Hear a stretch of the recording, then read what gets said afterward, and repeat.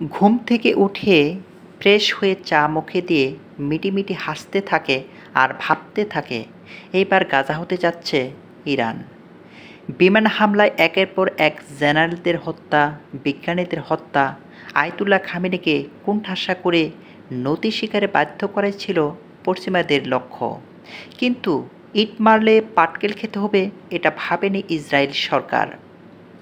একের পর এক বিধ্বংসী মিসাইল মেরে ইসরায়েলদের গরম চা ঠান্ডা করে দিচ্ছে ইরানের লৌহমানব আয়াতুল্লাহ খামেনি।